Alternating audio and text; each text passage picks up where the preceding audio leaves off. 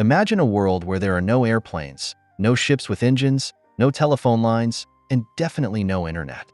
But somehow, people from the vast plains of China could share their knowledge, goods, and cultures with those as far as Rome. How did they do it? Through the incredible network known as the Silk Road. It was a bridge of culture and commerce that, for thousands of years, brought the East and the West together in ways that would change history forever.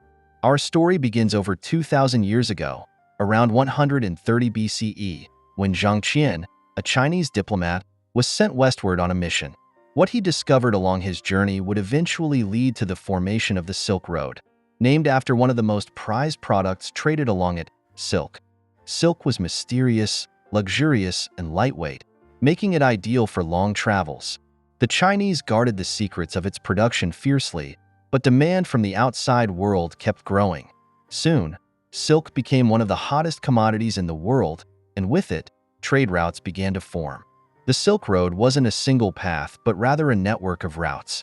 From bustling cities to harsh deserts, merchants traveled with everything from spices and teas to precious stones and glassware. But it wasn't just goods that made the journey. Ideas, languages, and religions were exchanged too.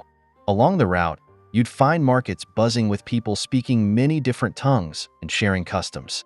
For a trader, life along the Silk Road could be dangerous. Bandits, harsh weather, and difficult terrain were constant threats.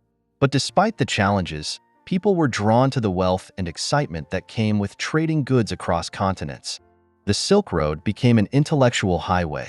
As Buddhism spread from India into China, traders and monks would carry its teachings on scrolls.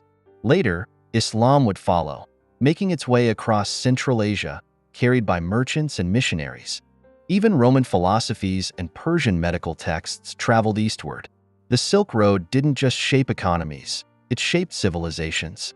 It connected kingdoms and empires, and people learned from each other.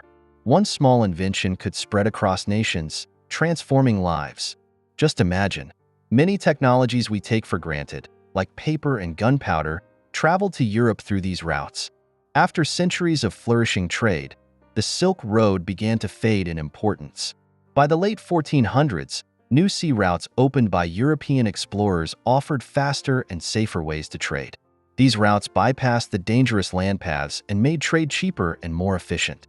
But the legacy of the Silk Road lived on, even as its paths grew quiet. The knowledge, cultures, and innovations it spread still impact us today.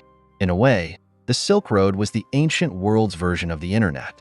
It connected people, ideas, and cultures over long distances.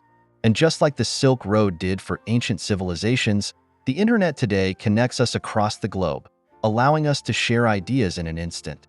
So, the next time you send a message or read something from a distant land, think about the traders and travelers on the Silk Road who made these kinds of connections possible long before the world went digital.